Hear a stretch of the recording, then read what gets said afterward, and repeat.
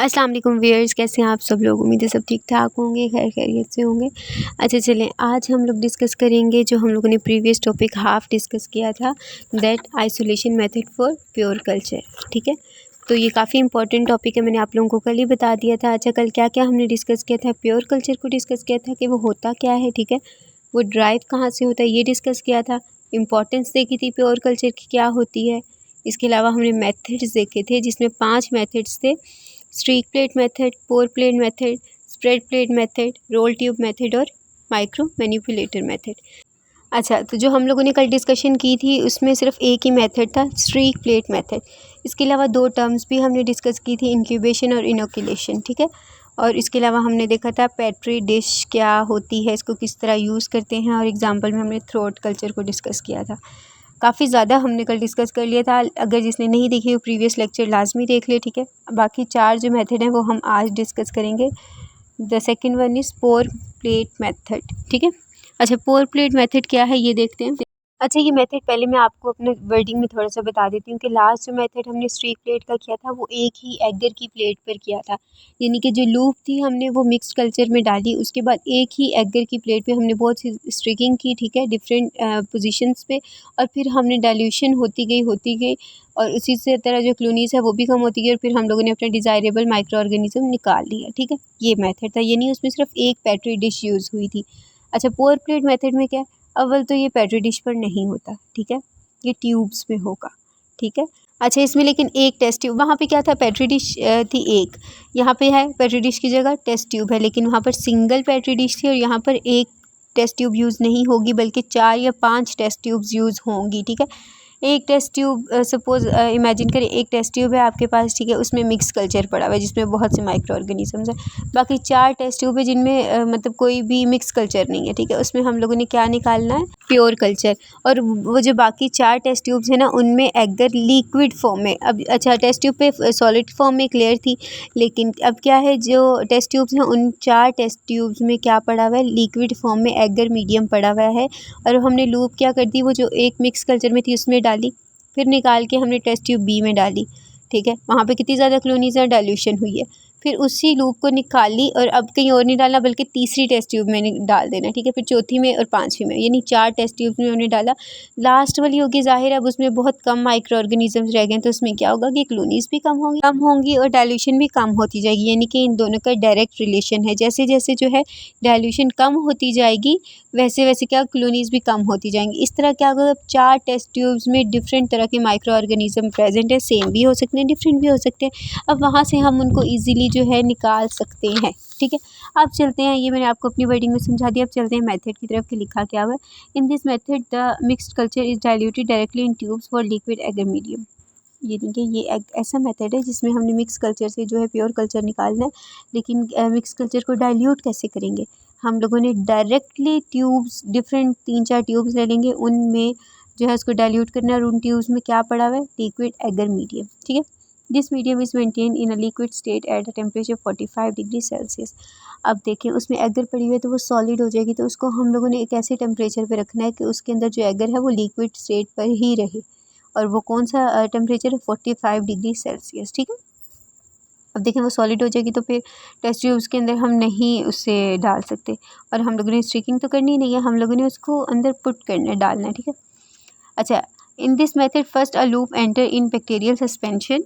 साथ मैंने ब्रैकेट में ओरिजिनल भी लिखा है, यानी कि वो ओरिजिनल सॉल्यूशन, वो मिक्स्ड कल्चर जिसमें बहुत ज़्यादा बैक्टीरिया प्रेजेंट हैं। ठीक है, तो हम लोगों ने क्या करना है कि सबसे पहले लूप को कहाँ डाल देना है, उस सस्पेंशन में, उस ओरिजिनल सॉल्यूशन में, जिसको हम मिक्स्ड कल्चर भी कहते हैं।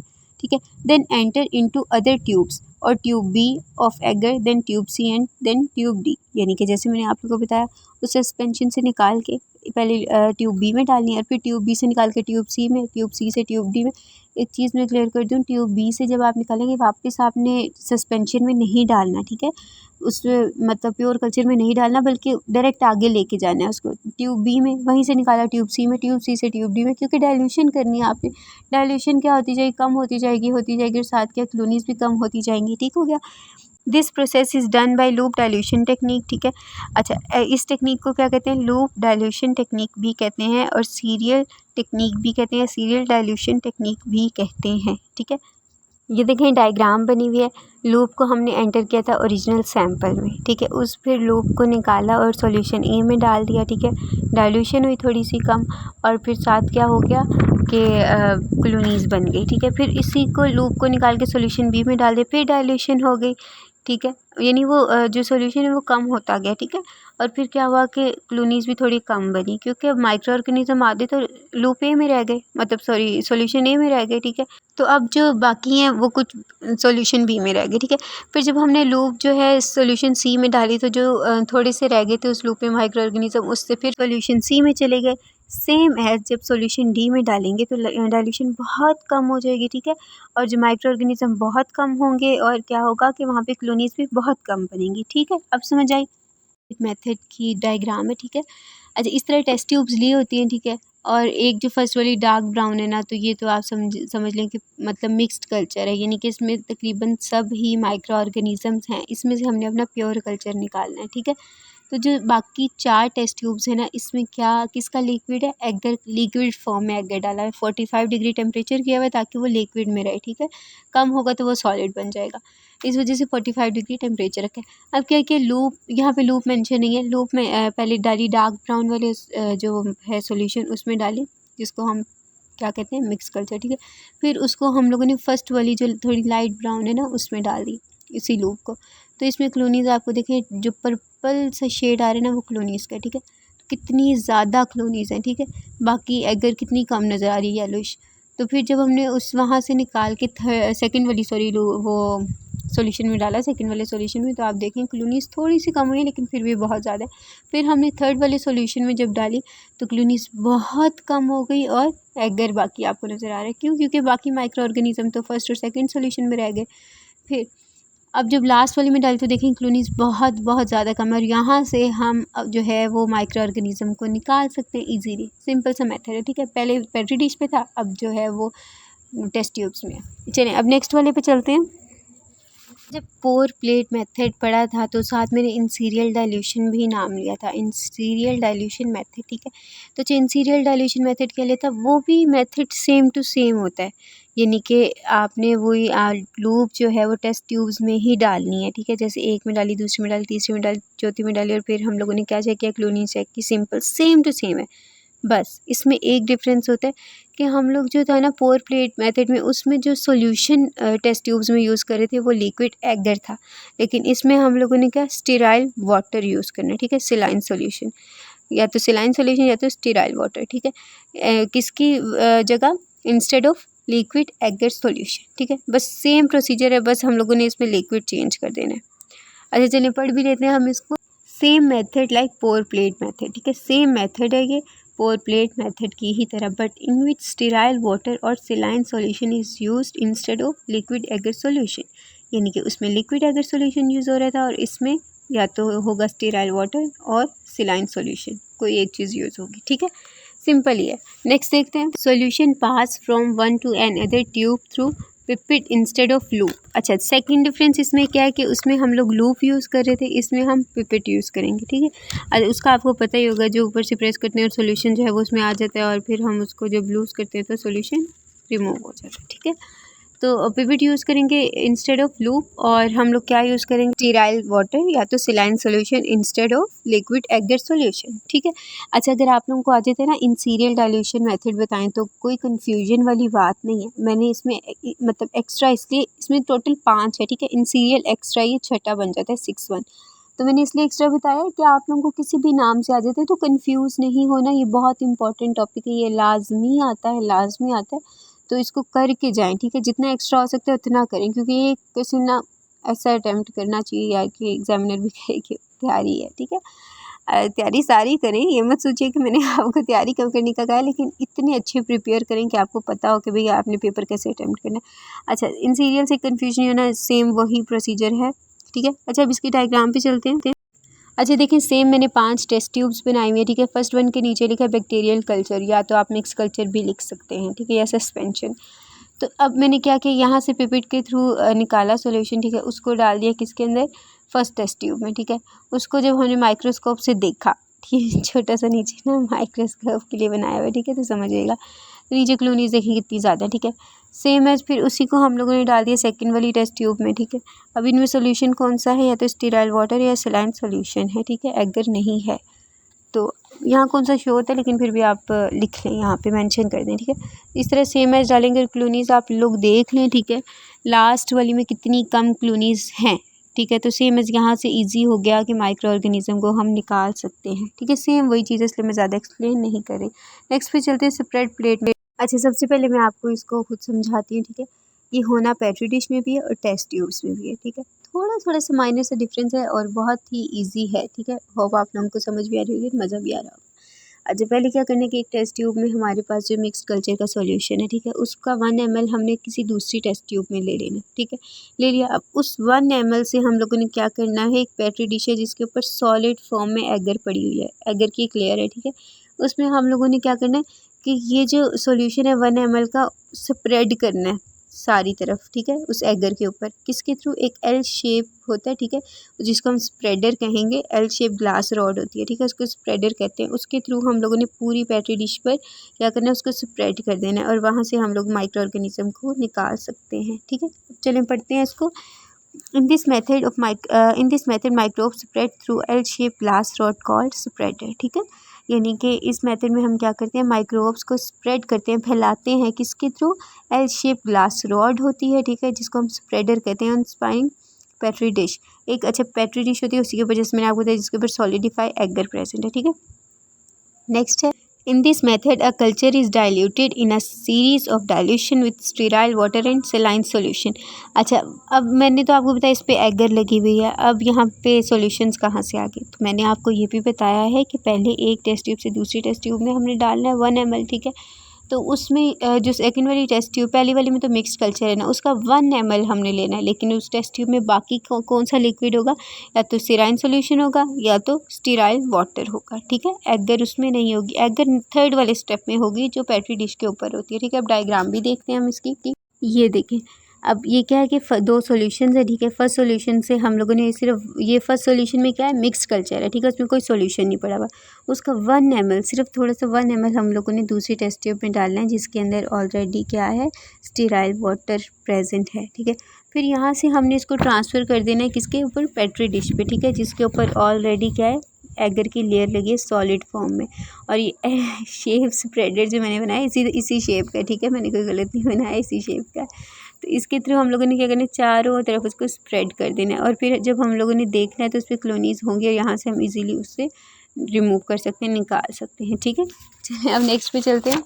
अच्छा जी, माइक्रो मैनिपुलेटर मेथड। अब ये मेथड क्या होता है, ये इतना अच्छा मेथड है ना, यानी कि इसमें आप, ये क्यों इतना यूज़फुल है, ठीक है, सबसे ज़्यादा यूज़फुल है और बहुत अच्छा मेथड है। लेकिन ये लेबॉर्ट्रीज़ में इतना यूज़ नहीं होता, जैसे हम लोग प्रैक्टिस वगैरह के लिए, प्रैक्टिकल्स करने के लिए यूज़ होते हैं, तो ये प्रोफेशनली यूज़ होता है, ठीक है। इसमें क्या होता है कि एक ही अटैम्प्ट के अंदर ना हम डायरेक्ट जो अपना डिज़ायरेबल माइक्रो ऑर्गेनिज्म है उसको निकाल लेते हैं, उसको हासिल कर लेते हैं। अब ये आप खुद सोचें कि हमें बाकी स्टेप्स के लिए कितना कुछ करना पड़ा है, यानी कि हम लोग को पहले एक में डालना पड़ा, फिर दूसरे में डालना पड़ा, फिर उसके बाद हम लोगों को इसको पेट्री डिश में डालना पड़ा या तो टेस्ट ट्यूब में डालना पड़ा, फिर 3-4 प्रोसीजर्स के बाद जाके हमें अपना डिज़ायरेबल जो माइक्रो ऑर्गेनिज्म है वो मिलता है, ठीक है। लेकिन जो माइक्रो मैनिपुलेटर मेथड है, इससे हम सिंगल अटेम्प्ट में ही अपना जो है बैक्टीरिया वो ले लेते हैं, ठीक है।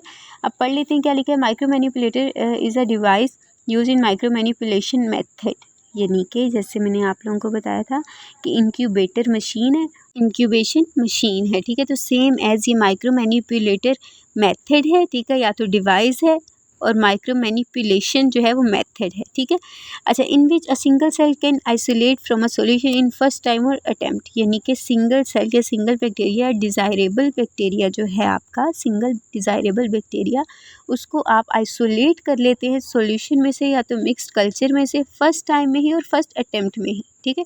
तो ये काफ़ी ज़्यादा जो है यूज़फुल होगा, लेकिन उतना ज़्यादा एक्सपेंसिव होगा, ये डिवाइस बहुत ज़्यादा एक्सपेंसिव होगी, तो ये नॉर्मली मतलब नहीं होती, आपको एक्सपेरिमेंट करने के लिए नहीं दी जाएगी, ठीक है। नेक्स्ट है रोल ट्यूब मेथड, ये लास्ट मेथड है, ठीक है। रोल ट्यूब मेथड किसका, आइसोलेशन ऑफ प्योर कल्चर, ठीक है। अच्छा, इस मेथड में क्या होता है, पहले मैं आपको सेम एज अपनी वर्डिंग में समझाती हूँ, ठीक है। सबसे पहले क्या होता है, एक ट्यूब होती है जिसके साइड्स पे क्या होती है, एगर लगी होती है, ठीक है। उसके अंदर हम नाइट्रोजन डालते हैं जो कि ऑक्सीजन फ्री होती है, यानी ऑक्सीजन इसमें बिल्कुल भी यूज़ नहीं करनी, ठीक है। और ये होती किसके लिए, ये मेथड जो है वो ऑब्लिगेट एनारोब्स के लिए होता है जो कि ऑक्सीजन को टॉलरेट नहीं कर सकते, इसलिए इसमें हमने कहीं पर ऑक्सीजन यूज़ नहीं करनी, ठीक है। तो एक टेस्ट ट्यूब ले ली, साइड पे क्या होगी, एगर प्रेजेंट है, एगर की एक लेयर प्रेजेंट है, ठीक है।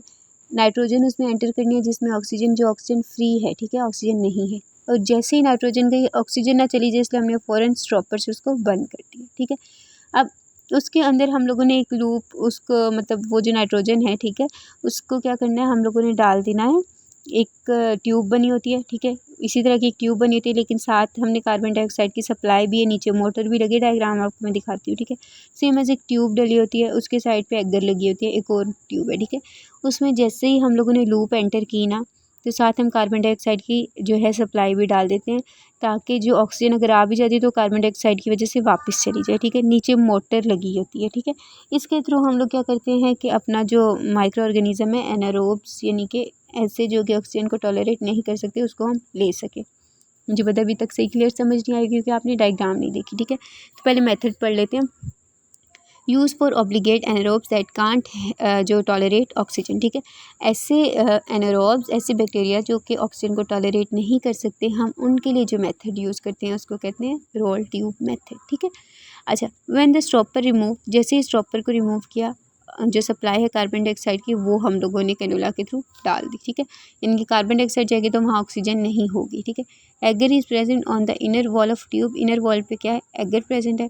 Then fill nitrogen oxygen free in tube, फिर हम लोगों ने क्या कर देना, वो जो पहली एक ट्यूब थी ना जिसे स्टॉपर से बन के था, उसको उसमें डाल देना, ठीक है।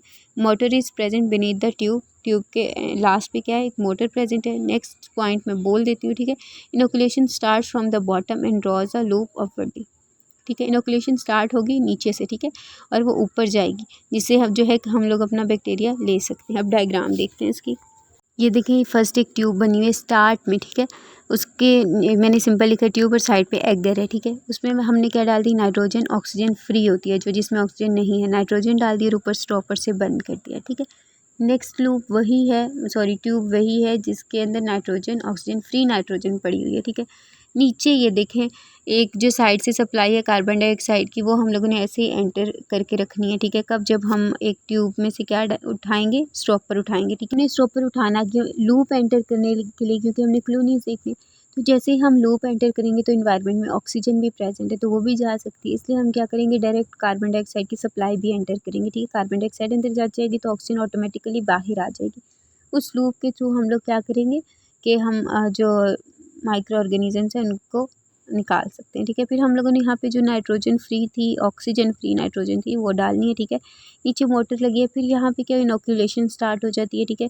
और बॉटम से लेके अपवर्डली यानी नीचे से ऊपर तक होती है, और फिर यहाँ से हमें क्लोनीज नज़र आती हैं, जिससे हम क्या उसको अपने डिज़ायरेबल जो बैक्टीरिया है, कौन सा बैक्टीरिया था, ऑब्लिगेट एनारोब्स, ठीक है, यानी कि जो ऑक्सीजन को टॉलरेट नहीं कर सकते, उसको हम निकाल लेंगे। सिंपल इतना ही, सेम टू सेम प्रोसीजर, पर थोड़ी सी मशीनरी चेंज है या तो थोड़ा सा जो है प्रोसेस थोड़ा सा चेंज है।